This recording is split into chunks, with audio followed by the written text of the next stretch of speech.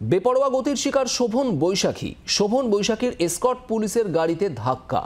সজোরে ধাক্কা মারে অন্য একটি গাড়ি। নিকো পার্কের সামনে গতকাল রাতে এই ঘটনা ঘটে, আর ঘটনায় আতঙ্কিত হয়ে পড়েন শোভন বৈশাখী।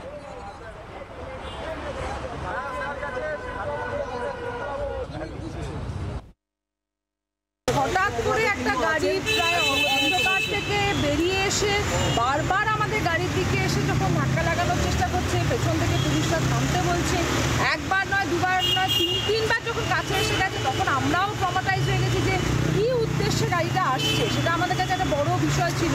তো তারপরে পুলিশ যখন চেস করতে শুরু করছে, তখন জিগজ্যাগ করে সে যেমন হিন্দি সিনেমায় দেখা যায়, তারা ওই তালকুটির থেকে এই অবধি এসে স্ট্রেট আমাদের পুলিশের গাড়িটাকে ধাক্কা লাগালো।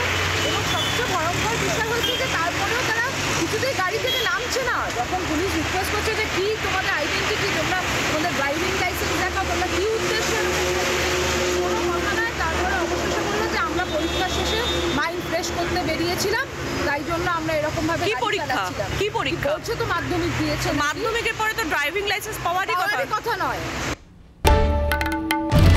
বাংলার আওয়াজ, বাঙালির আবেগ, জি 24 ঘন্টা।